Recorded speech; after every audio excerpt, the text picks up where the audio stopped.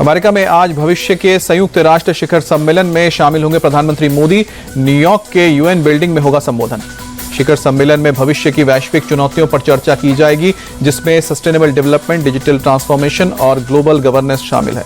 PM Modi को सुबह के सत्र में 72 वक्ताओं में से 35वां वक्ता बुलाया गया है। रूप में जगह मिली है। भारतीय समय के हिसाब से रात को 9:30 बजे होगा संबोधन। प्रधानमंत्री नरेंद्र मोदी ने न्यूयॉर्क में टेक कंपनियों के प्रमुखों के साथ मुलाकात की। दोनों देशों के बीच सहयोग को बढ़ाने पर जोर। प्रधानमंत्री मोदी से मुलाकात के बाद बोले गूगल के सीईओ सुंदर पिचाई, पीएम मोदी भारत को ट्रांसफॉर्म करने में ध्यान केंद्रित कर रहे हैं। उन्होंने हमें भारत में निर्माण कार्य जारी रखने के लिए प्रेरित किया है। जम्मू कश्मीर के पुंछ में राहुल गांधी ने चुनावी रैली की। बीजेपी पर साधा निशाना, बोले कि बीजेपी नफरत फैलाती है, हम मोहब्बत की बात करते हैं। राहुल ने पीएम मोदी पर हमला बोला। मोदी अब पहले की तरह नहीं रहे, उनके आत्मविश्वास में कमी आई है। राहुल गांधी ने कहा कि देश में बीजेपी और आरएसएस नफरत फैला रही है। नफरत से किसी को फायदा नहीं, हमने नफरत के बाजार में मोहब्बत की दुकान खोली है। जम्मू कश्मीर के राजौरी में बोले नेशनल कॉन्फ्रेंस प्रमुख फारूक अब्दुल्ला, 370 हटने के बाद हमारी जमीनें और नौकरियां छीनी जा रही हैं। जम्मू में एयरपोर्ट रोड पर पोस्टर के जरिए उमर अब्दुल्ला पर निशाना। उमर के पहले दिए गए बयान के बाद में उसके यूटर्न को लेकर सवाल पूछे गए हैं। पोस्टर में किसी पार्टी का नाम नहीं, लेकिन सवालों के जरिए उमर अब्दुल्ला को घेरने की कोशिश। रक्षा मंत्री राजनाथ सिंह जयपुर पहुंचे। कार्यकर्ताओं ने एयरपोर्ट पर किया जोरदार स्वागत। आतिशी ने दिल्ली के सीएम का पदभार संभाला। केजरीवाल की कुर्सी पर नहीं बैठी। आतिशी ने कहा कि इस ऑफिस में दूसरी कुर्सी लगी। केजरीवाल के लिए कुर्सी खाली छोड़ने पर बोली आतिशी, इस कुर्सी को अरविंद केजरीवाल का इंतजार, चुनाव के बाद वो आकर यहां पर बैठेंगे। केजरीवाल के लिए खाली कुर्सी छोड़ने पर बीजेपी नेता अमित मालवीय का ट्वीट, बोले आतिशी दिल्ली सरकार की मनमोहन सिंह है और असली सीएम केजरीवाल है। आप विधायक अमानतुल्लाह खान की न्यायिक हिरासत 7 अक्टूबर तक बढ़ी। दिल्ली वक्फ बोर्ड से जुड़े मनी लॉन्ड्रिंग के मामले में जेल में बंद। यूपी सीएम योगी ने मिर्जापुर में रैली को संबोधित किया। बोले कि पीएम के नेतृत्व में हम नए भारत का दर्शन कर रहे हैं। आज विकास की योजना जन जन तक पहुंच रही है। हरियाणा चुनाव को लेकर बोले राजस्थान के पूर्व सीएम अशोक गहलोत, हरियाणा में कांग्रेस की एकतरफा जीत होगी, सभी नेता एकजुट। 26 सितंबर को नरवाना में चुनाव प्रचार करेंगे कुमारी शैलजा, जनसभा को भी करेंगे संबोधित। रणदीप सुरजेवाला के ट्वीट से मिली जानकारी। तिरुपति प्रसाद विवाद के बाद मंदिर के शुद्धिकरण के लिए महाशांति होम किया गया है। तिरुमला तिरुपति देवस्थानम के अधिकारी और पुजारी मौजूद रहे। आंध्र प्रदेश के सीएम चंद्रबाबू नायडू ने मिलावटी घी के मामले में एसआईटी को जांच सौंपी। आईजी रैंक के अधिकारी करेंगे।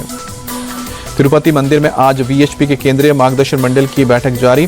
बैठक में प्रसाद के मिलावट और उससे उत्पन्न स्थिति पर विचार। तिरुपति प्रसाद विवाद पर बोले यूपी के मंत्री ओपी राजभर, ये बहुत ही निंदनीय है, ये जांच का विषय है और जांच हो रही है। तिरुपति के बाद मथुरा वृंदावन के प्रसाद पर भी सवाल। डिंपल यादव ने प्रसाद की क्वालिटी पर सवाल उठाया। डिंपल यादव ने कहा कि वृंदावन के प्रसाद में सही खोए का इस्तेमाल नहीं हो रहा है, सरकार मामले में जांच कराए। लखनऊ के मानकामेश्वर मंदिर में बाजार का प्रसाद बैन। मंदिर की महंत दिव्या गिरी ने जारी किया आदेश। तिरुपति मंदिर लड्डू विवाद के बाद मानकामेश्वर मंदिर ने फैसला लिया। महंत दिव्या गिरी ने जारी किया आदेश। सुल्तानपुर डकैती कांड का एक और आरोपी एनकाउंटर में ढेर। उन्नाव में हुई मुठभेड़ में मारा गया आरोपी अनुज प्रताप सिंह।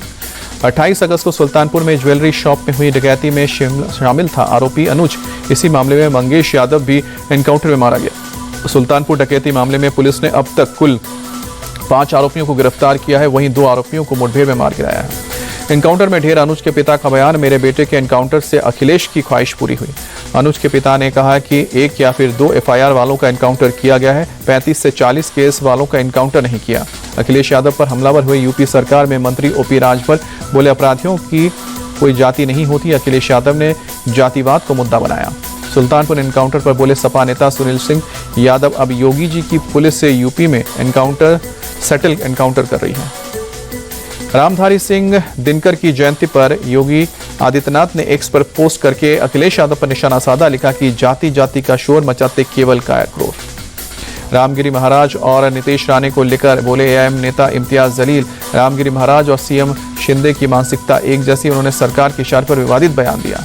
इम्तियाज जलील बोले महाराष्ट्र में मुसलमानों को धमकी दी जा रही है, सरकार के दबाव में पुलिस एक्शन नहीं ले रही। महाराष्ट्र में रामगिरी महाराज और बीजेपी नेता नीतीश राणे को लेकर बवाल। समाजी नगर से इम्तियाज जलील ने निकाला मुस्लिम मोर्चा। एआईएम नेता इम्तियाज जलील का रामगिरी राणे के खिलाफ मुंबई कूच। रामगिरी महाराज और नीतीश राणे की गिरफ्तारी की मांग। भुवनेश्वर में आर्मी ऑफिसर से मारपीट के मामले में एक्शन में सरकार। मोहन मांझी सरकार ने न्यायिक जांच के आदेश दिए। कोलकाता में डीसी दफ्तर के बाहर बीजेपी कार्यकर्ताओं का प्रदर्शन। आजकर मामले में न्याय की मांग। कोलकाता में कांग्रेस नेता अधीर रंजन चौधरी ने विरोध मार्च निकाला। कोलकाता रेप केस में न्याय की मांग की। चाइल्ड पोर्नोग्राफी को लेकर सुप्रीम कोर्ट का बड़ा फैसला। कोर्ट ने कहा चाइल्ड पोर्नोग्राफी से जुड़ी सामग्री डाउनलोड करना और उसे अपने पास रखना अपराध।